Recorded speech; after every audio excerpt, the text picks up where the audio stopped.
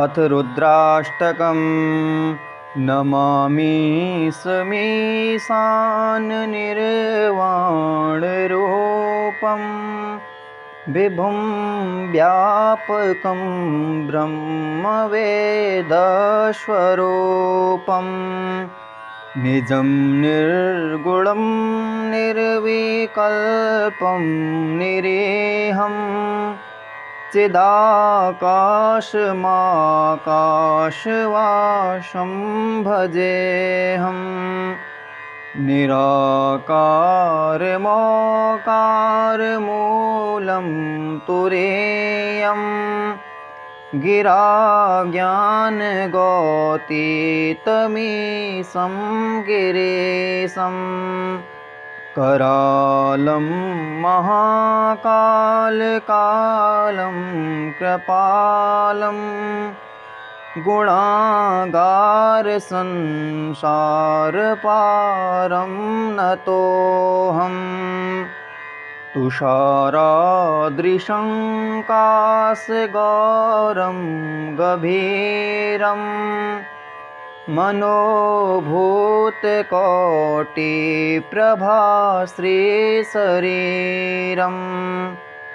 स्फुरन्मौलिकल्लालिनी चारुगङ्गा लसद्भालवालेन्दुत्कण्ठे भुजङ्गा चलत्कुण्डलं भ्रूषुनेत्रं विशालं प्रसन्नानलं नीलकण्ठं दयालुं मृगाधीशचर्माम्बरमुण्डमालं प्रियं शङ्करं सर्वनाथं भजामि प्रचण्डं प्रकष्टं प्रगल्भं परेशम् अखण्डम् अजं भानुकोटिप्रकाशम् त्र्यः शूलनिर्मूलनं शूलपाणिं भजेऽहं भवानीपतिं भावगम्यं कलातीतकल्याणकल्पान्तकारी सदा सच्चिदानन्ददाता पुरारी चिदानन्दसन्दोहमोहापहारी प्रसीद प्रसीद प्रभो मन्मथारी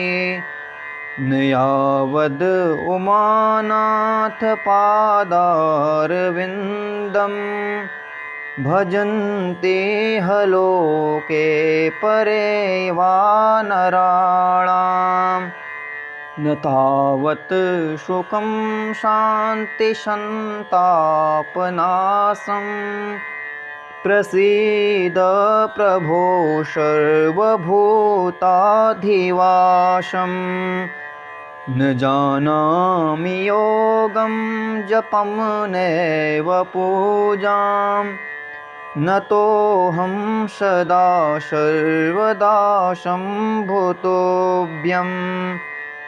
जराजन्मदुःखोद्यतातप्यमानं प्रभो पाहि आपन्नमामीश शम्भो। रुद्राष्टकमिदं प्रोक्तं विप्रेण हरतोषये ये पठन्ति नरा भक्त्या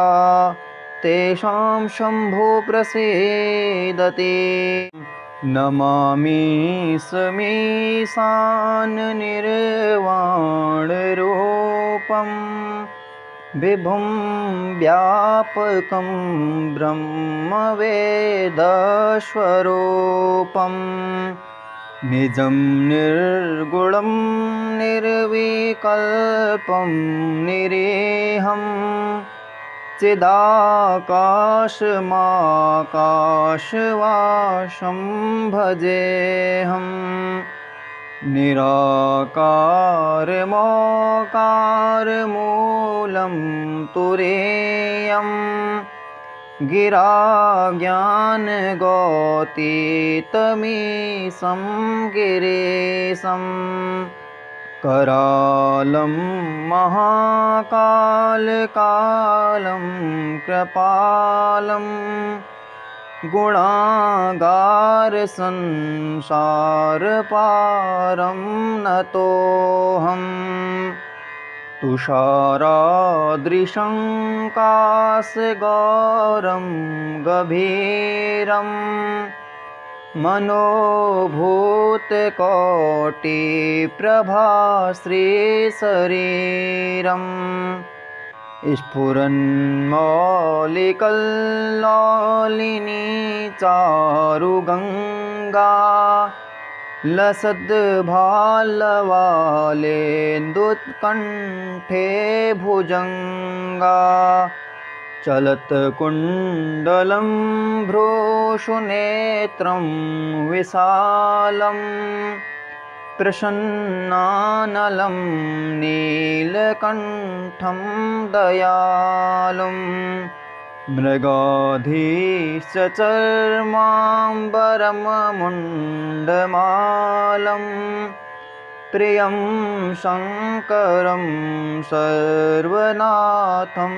भजामि प्रचण्डं प्रकष्टं प्रगल्भं परेशम् अखण्डम् अजं भानुकोटिप्रकाशं त्र्यः शूलनिर्मूलनं शूलपाणिं भजेऽहं भवानीपतिं भावगम्यं कलातीतकल्याणकल्पान्तकारी सदा सच्चिदानन्ददाता पुरारी चिदानन्दसन्दोहमोहापहारी प्रसीद प्रसीद प्रभो मन्मथारी न यावद् उमानाथपादारविन्दं भजन्ते लोके परे वानराणां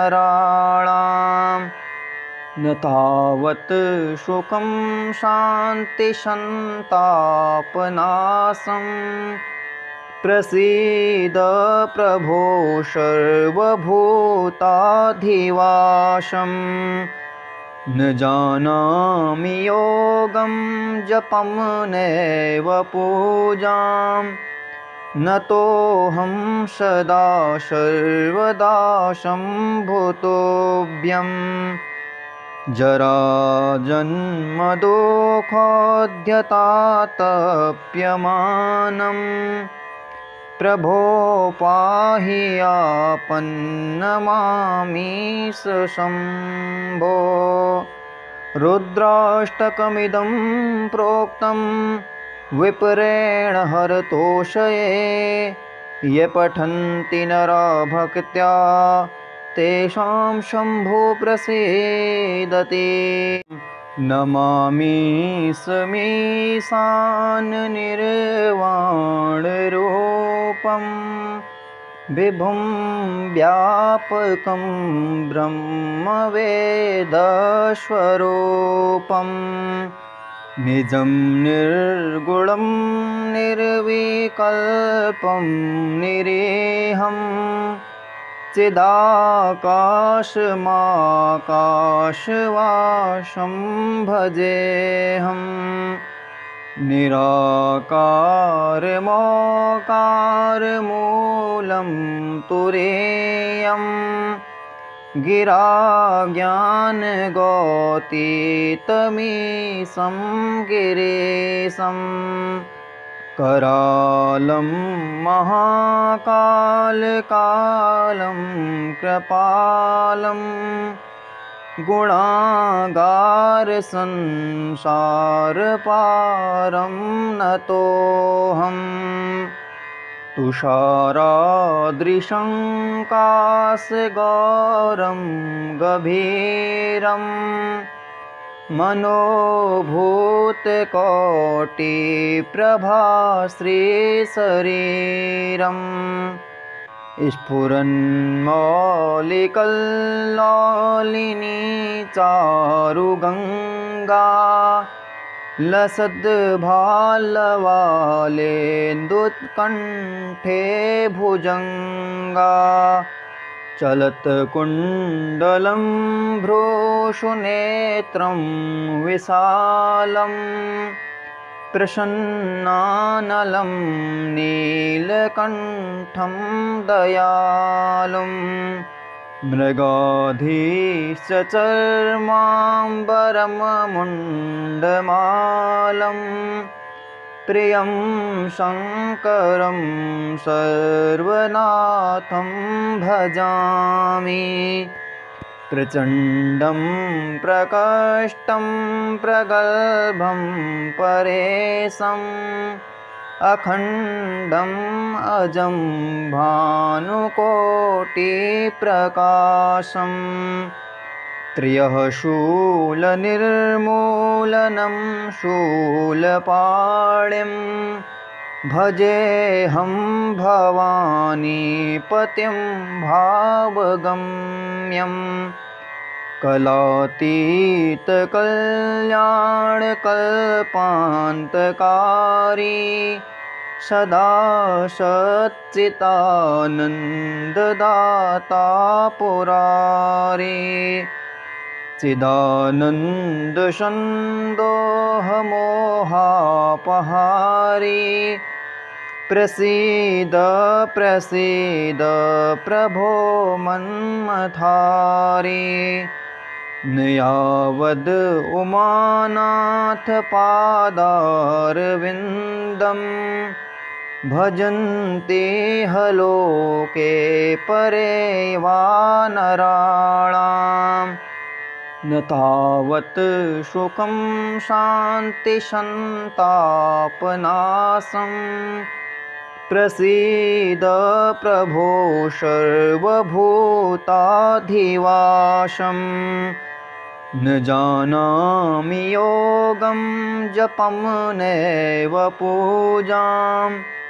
न तोऽहं सदा सर्वदा सम्भूतोऽभ्यम् जराजन्मदुःखोद्यतातप्यमानं प्रभो पाहि आपन्नमामीश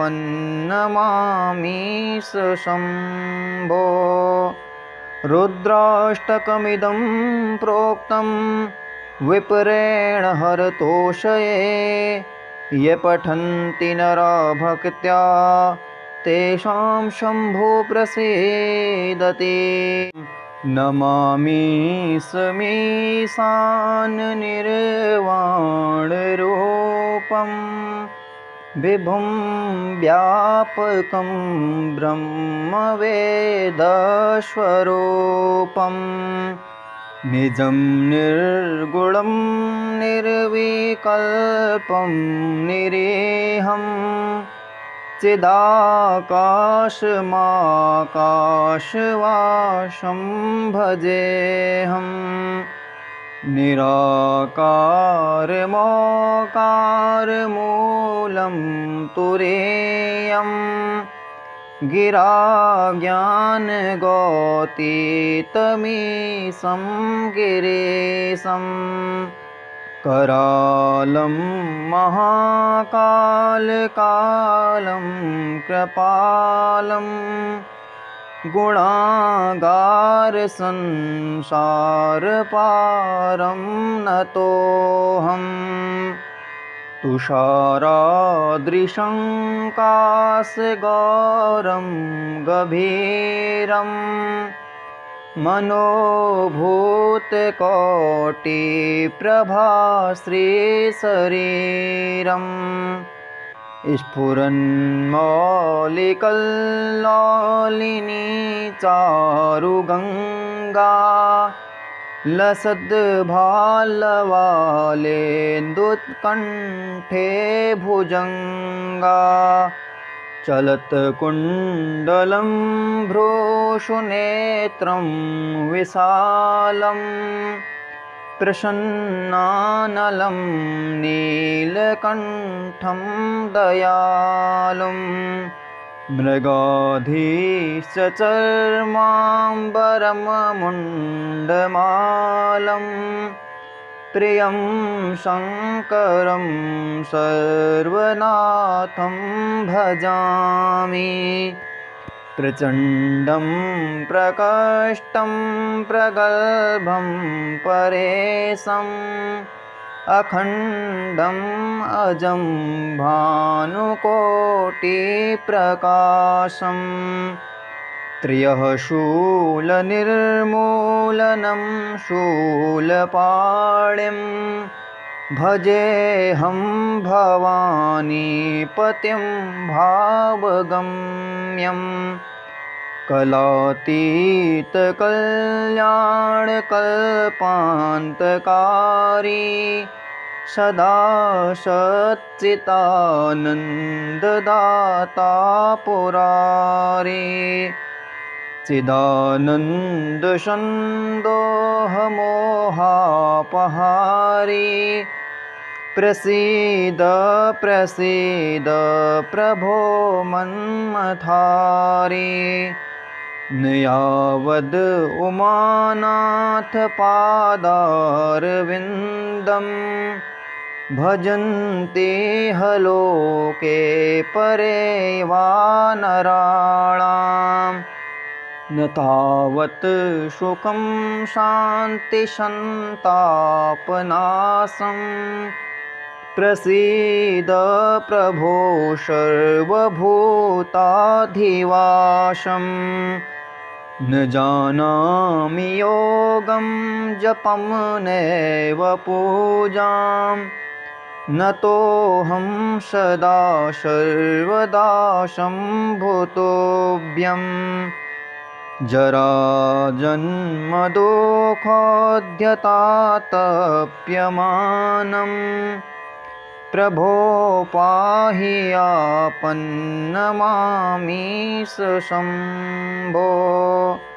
रुद्राष्टकमिदं प्रोक्तं विप्रेण हरतोषये ये पठन्ति नरा भक्त्या तेषां शम्भो प्रसीदति नमामि समीशाननिर्वाणरूपं विभुं व्यापकं ब्रह्मवेदस्वरूपं निजं निर्गुणं निर्विकल्पं निरीहम् चिदाकाशमाकाशवासं भजेऽहम् निराकारमोकारमूलं तुरीयं गिरा ज्ञानगौतीतमीशं गिरीशम् करालं महाकालकालं कृपालं गुणागारसंसारपारं नतोऽहम् तुषारादृशं काशगौरं गभीरं मनोभूतकोटिप्रभा श्रीशरीरम् स्फुरन्मौलिकल्लोलिनी चारुगङ्गा लसद्भालवालेन्दुत्कण्ठे भुजङ्गा चलत्कुण्डलं भ्रूषुनेत्रं विशालं प्रसन्नानलं नीलकण्ठं दयालुं मृगाधीशचर्माम्बरमुण्डमालं प्रियं शङ्करं सर्वनाथं भजामि प्रचण्डं प्रकष्टं प्रगल्भं परेशम् अखण्डम् अजं भानुकोटिप्रकाशम् त्रयः शूलनिर्मूलनं शूलपाणिं भजेऽहं भवानीपतिं भावगम्यं कलातीतकल्याणकल्पान्तकारी सदा सच्चिदानन्ददाता पुरारी चिदानन्दसन्दोहमोहापहारी प्रसीद प्रसीद प्रभो मन्मथारी न यावद् उमानाथपादारविन्दं भजन्ति लोके परे वानराणाम् न तावत् सुखं शान्तिसन्तापनाशं प्रसीद प्रभो सर्वभूताधिवासम् न जानामि योगं जपं नैव पूजां न तोऽहं सदा सर्वदा सम्भूतोऽभ्यम् जराजन्मदुःखोद्यतातप्यमानं प्रभो पाहि आपन्नमामीश शम्भो रुद्राष्टकमिदं प्रोक्तं विप्रेण हरतोषये ये पठन्ति नरा भक्त्या तेषां शम्भो प्रसीदति।